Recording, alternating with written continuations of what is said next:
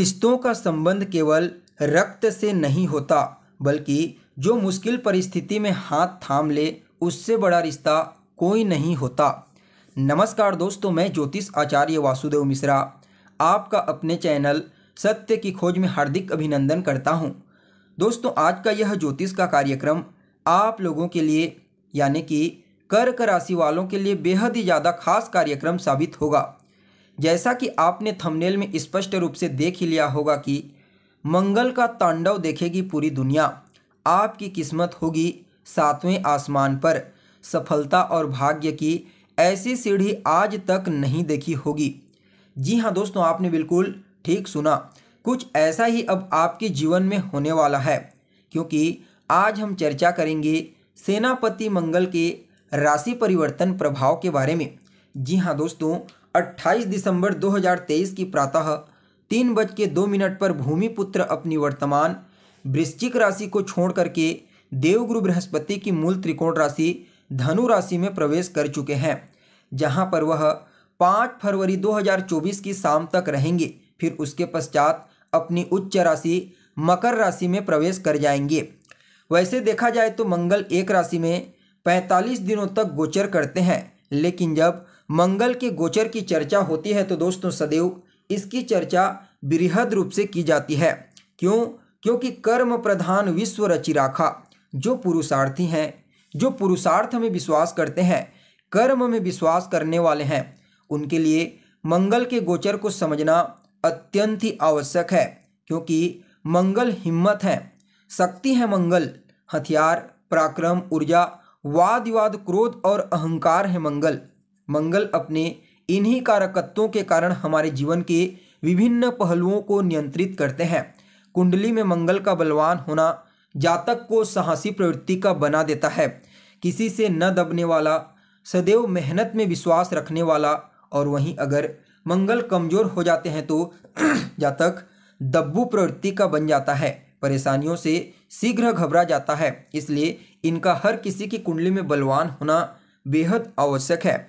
तो दोस्तों, बिल्कुल विस्तार पूर्वक आपको बताएंगे धनु राशि में मंगल गोचर करते हुए किस प्रकार का परिणाम आपको प्रदान करेंगे, और मंगल के इस गोचर काल को और ज़्यादा श्रेष्ठ और बेहतर बनाने के लिए क्या उपाय आपको करना चाहिए। हर एक जानकारी विस्तार के साथ बताएंगे, इसलिए कार्यक्रम को अंत तक देखने का प्रयास कीजिए। और अगर आप अपनी जन्म कुंडली पर हमसे परामर्श लेना चाहते हैं तो वीडियो के अंदर और डिस्क्रिप्शन बॉक्स में आपको नंबर मिल जाएगा, जहां से आप संपर्क करके अपनी जन्म कुंडली का विस्तार पूर्वक विश्लेषण करवा सकते हैं। देखा जाए तो मंगल उच्च अभिलाषी होकर के धनु राशि में गोचर कर रहे हैं, लेकिन मंगल के गोचर से पहले इस राशि में सूर्य की मौजूदगी और उसके ऊपर देवगुरु बृहस्पति की 9वीं दृष्टि का पड़ना, पहले से ही ऑलरेडी यह भाव बेहद ही ज़्यादा मजबूत हुआ पड़ा है। और ऊपर से यहाँ पर मंगल का आ जाना यह और ज़्यादा श्रेष्ठ साबित होगा, क्योंकि यहाँ पर मंगल और सूर्य की युति बनेगी, जिससे पराक्रम योग का निर्माण होगा। और इसके ऊपर देवगुरु बृहस्पति जैसे शुभ ग्रह की दृष्टि का पड़ना फिर तो कहना ही नहीं। इसके साथ ही इस राशि में गोचर करते हुए मंगल शनि के साथ तीसरे 11वें का संबंध बनाएंगे, लाभ का संबंध, और राहु के साथ केंद्र का संबंध बनाएंगे। यानी कि कुल मिलाकर के देखा जाए तो गोचर कुंडली में यह स्थिति अत्यंत ही श्रेष्ठ बनने जा रही है। तो दोस्तों, आप लोगों के लिए यानी कि कर्क राशि वालों के लिए मंगल का यह जो गोचर है आपकी गोचर कुंडली में आपकी राशि से छठे भाव में हुआ है। निसंदेह छठा स्थान आपके लिए मंगल के दृष्टिकोण से अच्छा है। यह रोग ऋण शत्रु का स्थान है और मंगल का यहाँ पर कारकत्व प्राप्त होना माना जाता है। फलतः इस गोचर काल के दौरान आप अपने शत्रुओं पर, परेशानियों पर आप हावी रहेंगी, ना कि परेशानियां आप पर।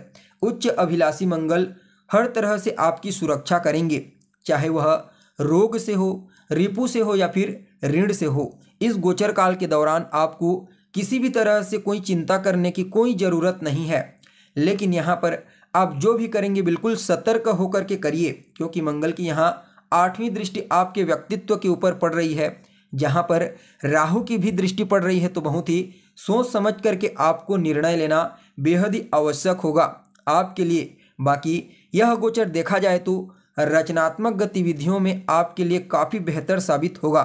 ऐसे क्षेत्र में आपको विशेष सफलता हासिल होगी।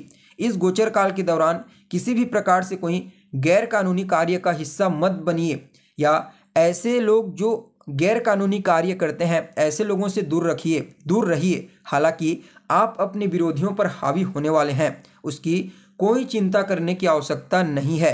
कार्य क्षेत्र में जो भी आपके कार्य स्थल पर आपके ऊपर निरंतर उंगली उठाते रहते हैं, कहीं ना कहीं ऐसे लोग जो सदैव आपकी कमियां दिखाते रहते हैं, उन लोगों पर इस समय आप हावी होंगी। पारिवारिक जीवन ठीक ठाक यहाँ पर दिखाई पड़ रहा है, लेकिन दोस्तों अगर आप इस समयावधि में अपनी माता की सलाह को मान करके कोई भी कार्य करते हैं, आगे बढ़ते हैं, अगर उनकी सलाह के आधार पर चलते हैं तो यह गोचर आपके लिए और ज़्यादा बढ़िया और श्रेष्ठ साबित होगा। कुल मिलाकर के आपके लिए मैं यही कहूँगा कि कर्क राशि वाले जातकों के लिए, क्योंकि वर्तमान समय में शनि की ढैया तो भी आपको चल रही है, जिसके चलते कहीं ना कहीं आप मानसिक रूप से अशांत हैं। बीते दिनों में आपके वार्षिक राशिफल के बारे में भी मैं आपको बताया था, जिसमें आपको बताया था कि राहु का प्रभाव थोड़ा सा यहाँ पर अच्छा साबित होगा, लेकिन आने वाले दिनों में मार्गी गुरु की चर्चा भी की जाएगी। तो ऐसे में दोस्तों आपके लिए सुरक्षा की स्थिति तो है, नवम भाव में राहु कोई बुरा नहीं है, लेकिन शनिदेव अष्टम भाव में गोचर करते हुए आपके संघर्ष में वृद्धि कर रहे हैं। अगर देखा जाए तो इस समय मंगल पंचमेश और कर्मेश होकर के छठे भाव में गोचर करेंगे, तो यह आपके लिए अच्छा तो कहा जाएगा कई मामलों में, क्योंकि यह पहले तो उच्च अभिलाषी होकर के गोचर करेंगे, और यह जो धनु राशि होती है यह अग्नि तत्व की राशि होती है। मंगल भी एक अग्नि तत्व के ग्रह होते हैं, मित्र राशि होती है, जिसके परिणाम स्वरूप यहाँ पर मंगल अत्यंत श्रेष्ठ फल देने वाले साबित हो जाते हैं।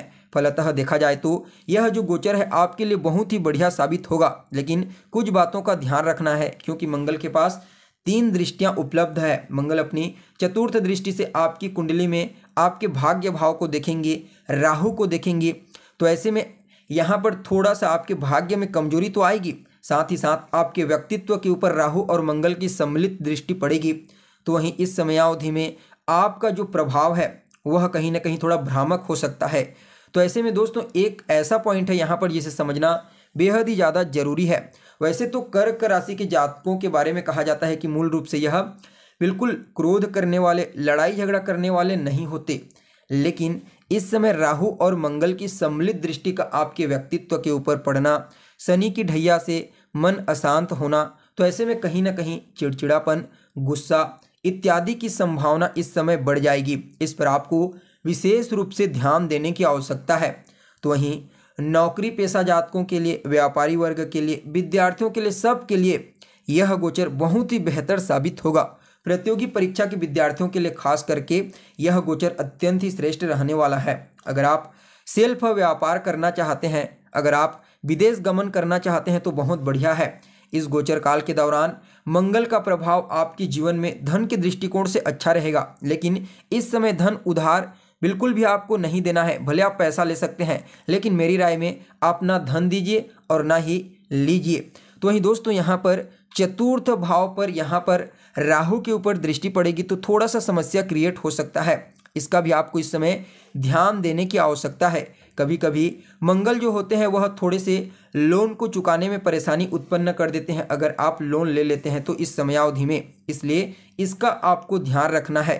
तो वहीं पिता के स्वास्थ्य का थोड़ा बहुत ख्याल रखिए, उनका कहना मानिए, उनकी जोड़ों में दर्द इत्यादि उत्पन्न हो सकता है। बाकी इस समय आपको अपने भी खान पान का ध्यान रखना है। बस इन छोटी छोटी बातों का ध्यान रख करके आप मंगल के इस गोचर का लाभ उठाइए। जैसा मैंने कहा, शनि की ढैया कारण मानसिक अशांति थोड़ी चल रही है, लेकिन अगर आप सरकारी कार्य क्षेत्र में आगे बढ़ना चाहते हैं तो निश्चित तौर पर आपको सफलता मिलेगी। हर क्षेत्र में लाभ, तरक्की और सफलता के अवसर आपको मिलेंगे। फिर भी इस गोचर काल को और ज़्यादा श्रेष्ठ बनाने के लिए और जो मानसिक अशांति है उसे दूर करने के लिए मैं तो कहूँगा आप सिर्फ हनुमान जी की शरण में जाइए, हनुमान जी की आराधना कीजिए, क्योंकि शनि की ढैया चल रही है। तो जितना ज़्यादा हो सके हनुमान जी की आराधना करें और जल में गुड़ डाल करके या फिर जल में शहद डाल करके शिवलिंग के ऊपर अर्पित करें, या फिर मंगलवार के दिन आप चोला चढ़ाइए हनुमान जी के मंदिर में जाकर के। यह गोचर काल आपके लिए अत्यंत ही श्रेष्ठ साबित होगा। बाकी रोग रिपु ऋण से तो आपकी सुरक्षा होगी ही होगी। तो दोस्तों कैसी लगी आपको जानकारी कमेंट करके बताइए। फिर मिलते हैं एक नए और ताज़ा एपिसोड में, तब तक के लिए नमस्कार।